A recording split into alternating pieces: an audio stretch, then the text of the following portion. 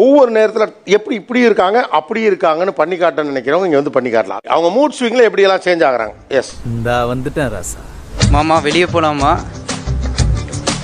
டேய் அந்த கரண்டி எடுறா. அங்கிட்டு மாமா இங்கிட்டு டே. சிரிக்கிறானி வெக்கமா இல்ல? எவ்வளவு நேரத்துக்கு நடக்கும் இந்த சேஞ்ச் எல்லாம்? Second sir. செகண்ட் மூடு மாறுது. செகண்ட் மூடு மாறிடும். அனியன் இது வந்து இப்படி அப்படின்னா லைக் எல்லாத்தையும் டேக் கேர் பண்ணுங்கிற மைண்ட் தாட் நம்மளுக்குள்ள இருந்துட்டே இருக்கறனால மேபி அதோட வெளிப்பாடு தான். உனக்கு என்னப்பா நீ பைத்தியம்,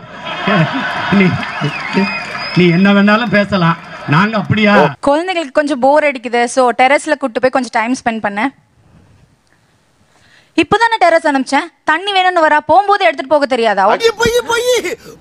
இடையில உங்களுக்கு ஏதோ சைக்கலாஜிக்கலா ஒருவேளை உங்களுக்கு காதுல பாராட்டுறா போல் இருக்கு, ஒரு தடவை பாராட்டுது ஒரு தடவை திட்டுது அப்படின்னு நீங்களே நினைச்சுக்கிறீங்க நினைக்கிறேன். நீ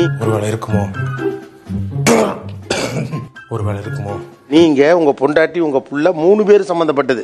இந்த பக்கம் போறப்ப நீங்க கிரிக்கெட் கிரவுண்டு உங்க ஃப்ரெண்ட்ஸ் மட்டும் சம்பந்தப்பட்டது. சொல்லு, நீ தான் தைரியமான ஆளத்தை சொல்லு. ஒத்துக்கிட மனசு இல்லனாலும் அதான் நேசம். அறிவு இருக்கா லூசா நீ? ஒரு பேசிக் காமன் சென்ஸ் கூட இல்ல. இந்த பக்கம் தான் சார்.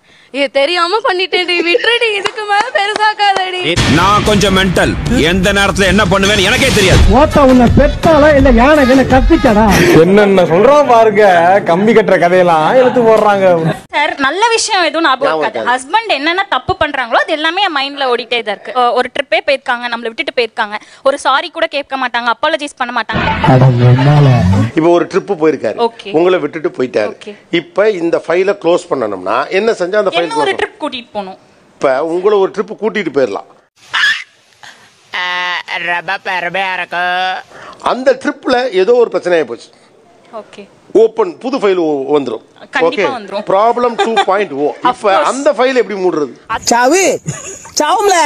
அதுக்கு வேற ஏதாவது ஒரு பனிஷ்மென்ட் மாதிரி சார். இப்ப மூணாவது க்ளோஸ் ஆகாத ஃபைல் எவ்வளவு இருக்கும் ரஃபா?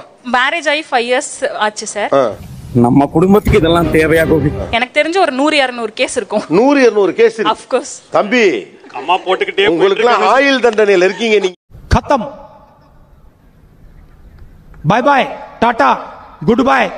சார் அந்த ஒரு கேஸையும் ரொம்ப பார்த்து நிதானமா க்ளோஸ் பண்ணோம். அதுல இன்னொரு கேஸ் போயிட்டே இருக்க கூடாது, பாத்துக்கணும். அது எப்படிமா முடியும்? வாய்ப்பு இல்ல ராஜா, வாய்ப்பு கிடையாது. அம்மா மெயின் ஃபைல் நீங்க தான், நீங்களா க்ளோஸ் பண்ணாம இவன் ஒரு ஃபைலையும் க்ளோஸ் பண்ண முடியாது.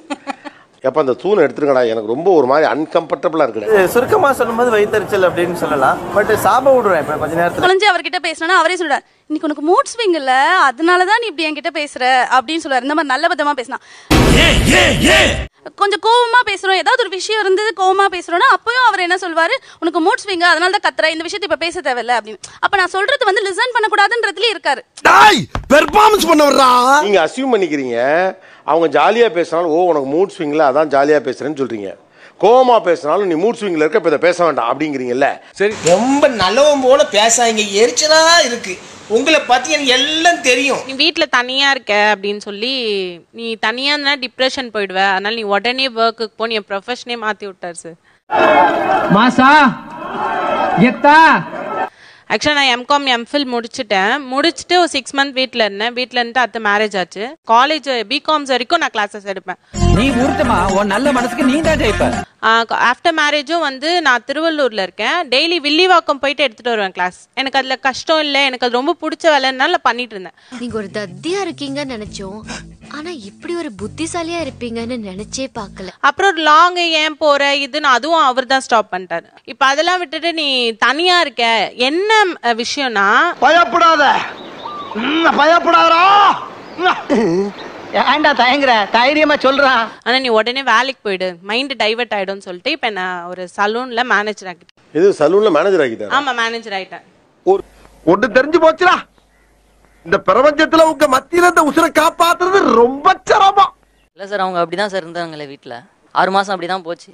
வர சொல்லலாம், அவங்களும் அப்படிதான் சொல்லுவாங்க, எனக்கு வீட்டுல இருக்கிறதுக்கு பிடிக்கல, எனக்கு ஒரு மாதிரி இருக்கு. ஃபர்ஸ்ட் வில்லிவாக்கம் போயிட்டு இருந்தாங்க, டியூஷன் எடுத்துட்டு இருந்தாங்க. அதுக்கு என்னங்கறப்ப ஆக்சுவலி என்னன்னா அவர் ஒர்க் போயிட்டு வந்துருவாரு, இப்போ 9 மணிக்கு அவர் ஒர்க் முடிஞ்சுன்னா ஒரு 9:15 எங்க வீட்டுக்காரர் வருவார். நான் எதிர்பார்த்துட்டு உட்காந்துருப்பேன். அவர் அங்க வர மாட்டார், ஃப்ரெண்ட்ஸை பார்க்க போயிடுவார். ஸோ காலையில இருந்து நைட் வரைக்கும் நம்ம தனியா இருக்கோம். பிளஸ் 9 மணிக்கு எங்க வீட்டுக்காரர் வருவார், நான் எதிர்பார்த்துட்டு இருக்கேன். இந்த மாதிரி நிகழ்ச்சி இதுக்கு முன்னாடி நிறைய நடந்திருக்குது. ஆனா இதுதான் ஃபர்ஸ்ட் டைம். அந்த நேரத்துல இவங்க பிரசன்ஸ் அங்க இல்லைன்னா நான் கேட்பேன். ஆக்சுவலா ஒன்றும் இல்லை, உங்களுடைய பொறுப்பு குறித்த ஒரு கேள்வி அவங்க கேட்குறாங்க. வர்றதே 9 மணி, அதுலேயும் நீ ஃப்ரெண்டு வீட்டுக்கெல்லாம் போயிட்டு 10-11 மணிக்கு வர்றியேன்னு ஒரு கேள்வி கேட்டா எந்த பயனும் இல்லை.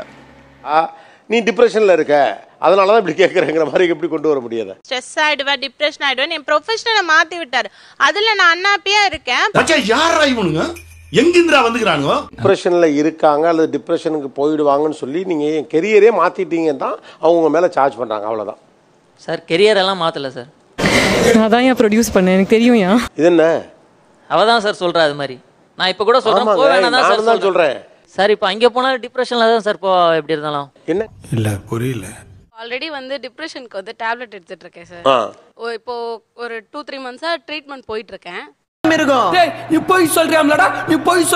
பட் ஆல்ரெடி நான் இப்ப போயிட்டு இருக்கிறத வச்சு அவர் என்ன சொல்ல ஆரம்பிச்சிட்டாருன்னா, இப்ப நான் நார்மலா இப்ப பேசுறது கூட நீ வந்து ஸ்ட்ரெஸ்ஸா இருக்க, உனக்கு வந்து டிப்ரெஷன் வந்துருச்சு. இந்த இவனுக்கு ஒரு சீட் எடுத்து பாருங்க ஐயா, வெறும் பொய்யா சொல்லிக்கிட்டு தெரியலாம். இப்ப அவங்க டிப்ரெஷனுக்கு டேப்லெட் எடுத்துட்டு இருக்க ஒரு ஆள்கிட்ட அதெல்லாம் ஒண்ணும் இல்லப்பா அப்படிதானே சொல்லணும். அவங்க எது பண்ணாலும் நீ டிப்ரெஷனால தான் பண்ற அப்படின்னு அதை ஆட் ஆன் பண்றீங்க. இது என்ன பிரமாதம்?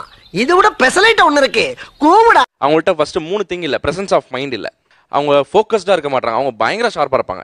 அவங்க ரீசன்ட் டைம்ஸ்ல அவங்க ஒர்க்லயே அவங்களால ஃபோக்கஸ் பண்ண முடியல. சொல்லி நிறுத்துங்களேன்டா, அவன் நிறுத்துறாது.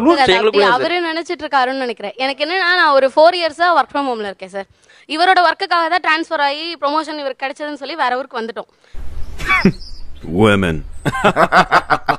இப்போ வரைக்கும் ஒர்க் ஃப்ரம் ஹோம் தான் பண்றேன். என்னால எங்க பில்டிங் மட்டும் தனியா தான் இருக்கும். எனக்கு பக்கத்துல வீடு எதுவுமே கிடையாது.